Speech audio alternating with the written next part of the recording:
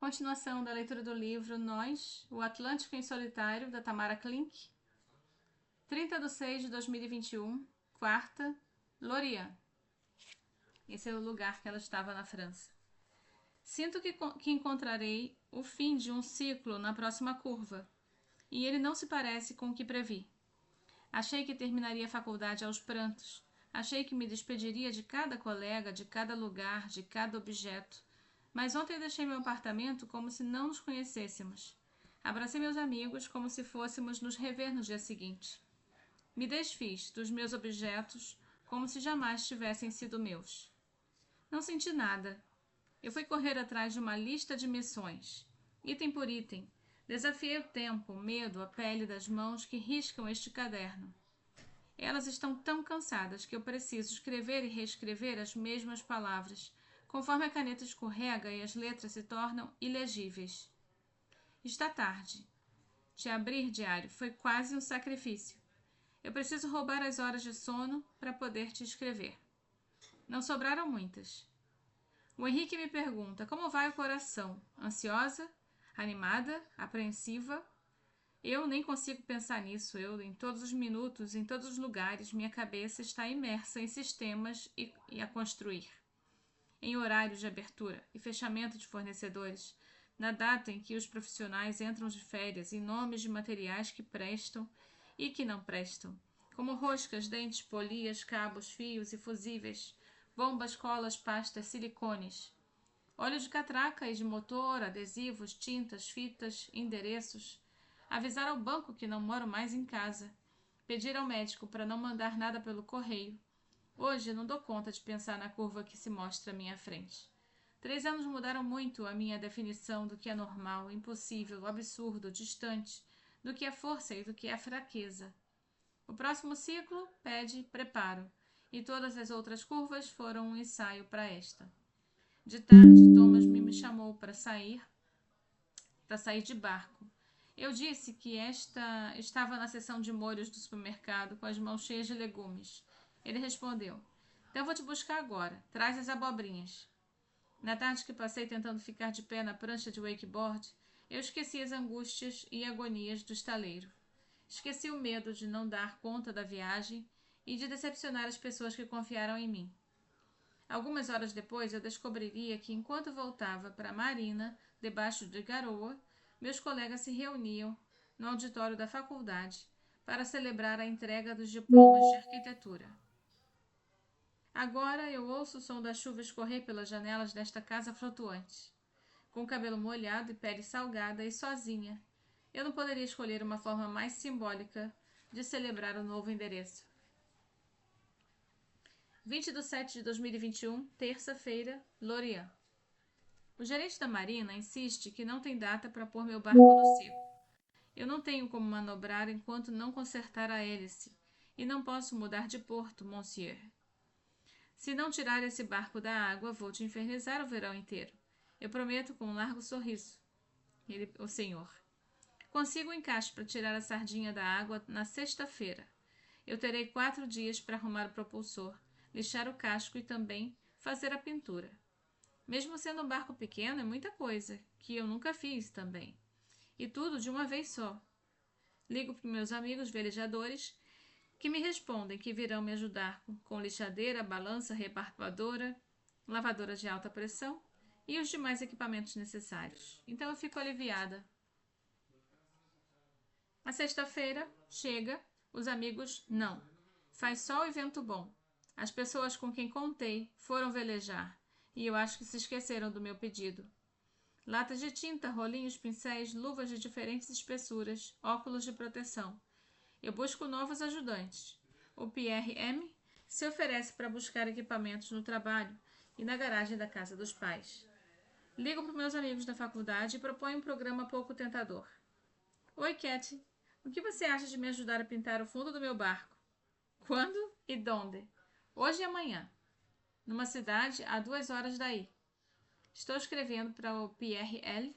que não se preocupe, pois já chegamos. É provável que a gente se suje. Vocês têm roupas que podem manchar? Vou ver. Mas podemos usar as suas, Tamarita. Eu tenho certeza de que não faltam roupas manchadas no seu guarda-roupa. Eu não poderia estar mais feliz de ver a Akbare, a Elisa, a Cat e os Pierres pintando sardinha de azul. Sem nunca terem feito isso antes, meus amigos da faculdade se provaram muito mais competentes e caprichosos do que o que eu poderia esperar. Às vezes, numa equipe, a vontade de fazer vale mais do que a experiência. A amizade nasce na afinidade, mas amadurece na necessidade. Eu vou levar a lembrança desse dia por toda a travessia e em diante. No mar estarei a sós, mas não sozinha. 30/7/2021, sexta-feira, em Lorient. A preparação me toma inteira e sinto dar graças braçadas contra a corrente do tempo. Grandes braçadas. Mudo muitas vezes a data da partida. Minhas mãos parecem não ser tão rápidas o bastante para conter o crescimento da lista de tarefas a cumprir. Eu descubro que cada item traz uma série de subitens secretos. Corro com toda a energia que tenho e sinto estar cada vez mais longe do fim. O cara que eu conheci no porto me chama para jantar e não se conforma com as minhas repetidas declinações. Eu recuso os convites porque eu preciso dar cada minuto meu para o barco. E também porque nem tenho roupa arrumada o bastante para encontrá-lo. Meus sapatos carregam poeira preta. Minha calça tem graxa no joelho. Minhas mãos estão a cada dia mais cobertas com uma espessa tinta azul.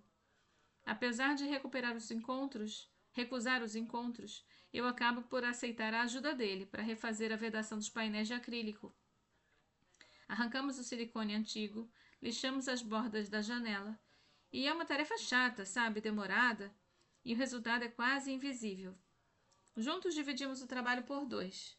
Não consigo parar de pensar, surpresa, que está passando os dias de sol de sua preciosa semana de férias, me ajudando a combater a infiltração da sardinha. Na primeira noite de operação, durmo na poeira que sobrou. Na segunda, me hospedo na casa do meu assistente.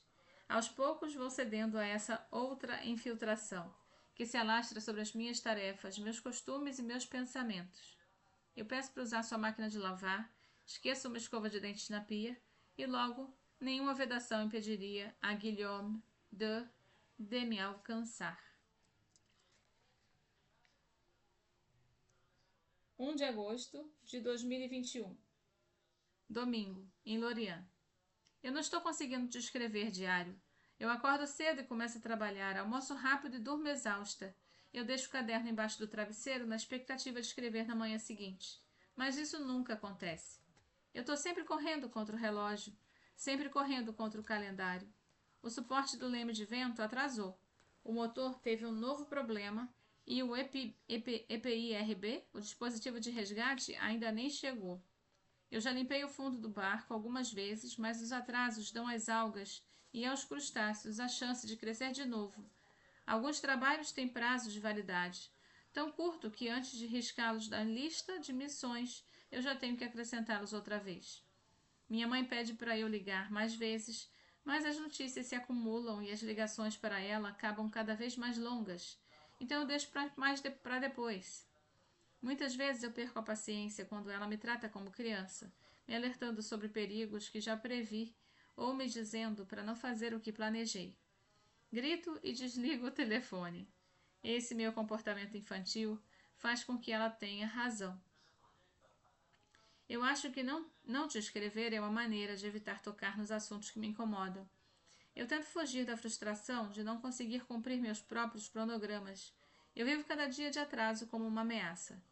O medo de não conseguir partir se torna maior do que o medo de não completar a viagem. Será preciso aceitar que o barco nunca estará pronto? Nem eu? E que jamais terei certeza de que saberei fazer um caminho que nunca fiz? Eu tomo consciência do meu projeto é protegido da minha ingenuidade. Certamente estou subestimando as dificuldades que encontrarei. Eu não me sinto preparada para deixar a França, mas a vontade de descobrir como é passar noites e dias em ilhas espalhadas na Carta Azul é grande o bastante para superar essa minha apreensão. De vez em quando eu ligo para o Pierre Laurent, gêmeo como eu. Ele é meu amigo mais antigo na França. Nos conhecemos na primeira festa de boas-vindas da Faculdade de Arquitetura, uma espécie de churrasco de linguiças no gramado, à beira do rio Loire. Vegetariana, eu aproveitava a reunião e o meu francês precário e abria mão da dignidade para tentar me enturmar com os grupos fechados de estudantes. Eu ouvia um sotaque espanhol e eu arrisquei uma conversa com o estudante colombiano, o Carlos, seu tímido amigo francês. No dia seguinte, nos encontramos no supermercado. E quando eu tentava, de forma discreta, levar um enorme pacote de rolo de papel higiênico para casa, absolutamente constrangida com uma embalagem maior do que eu conseguia carregar, eu torcia para que ele tomasse um caminho diferente do meu. Descobrimos que éramos vizinhos. Pierre se tornou meu parceiro nas grandes aventuras da faculdade. Se eu consegui concluir o curso de arquitetura, sem dúvida alguma foi graças a ele. Fomos de noite até o rio da cidade para testar maquetes de barco. Fizemos incontáveis ligações de muitas horas por videochamada, enquanto ele me ajudava a terminar o meu TCC. Mesmo de madrugada, com 5 horas a mais de fuso horário, ele corrigiu todos os acentos, artigos, erros de ortografia e de concordância dos meus textos em francês e digitalizou a minha caligrafia. Me apresentou os seus amigos, que passaram a ser os meus também, e me fez retomar a confiança e o gosto pela arquitetura quando os perdi. Faltando pelo menos um mês para a partida, quando os contratos de patrocínio enfim foram assinados, eu ligo para Pierre sabendo que ele seria a pessoa perfeita para fazer a identidade visual da sardinha.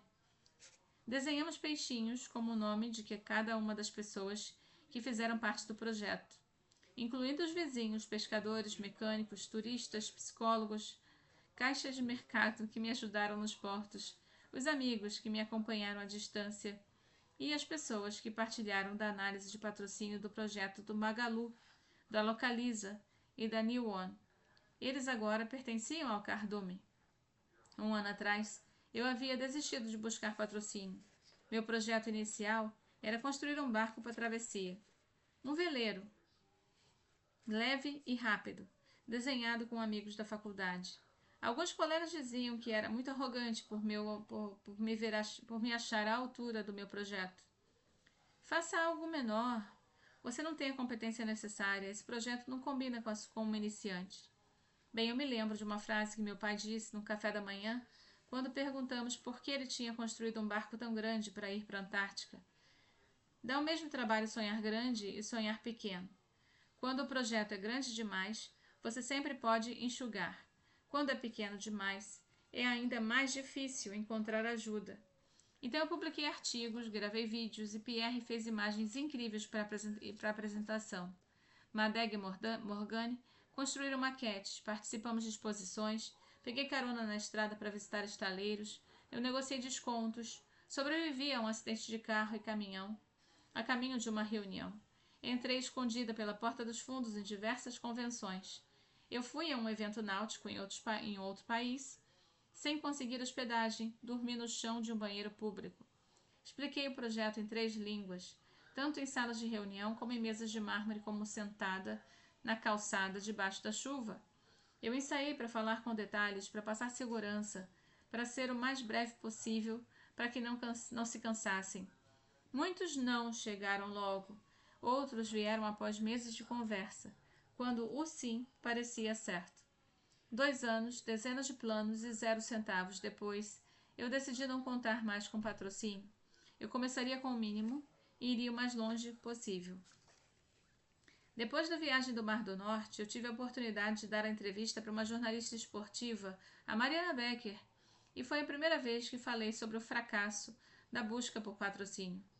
Depois da entrevista, eu recebi uma mensagem de uma moça que oferecia ajuda sem pedir nada em troca.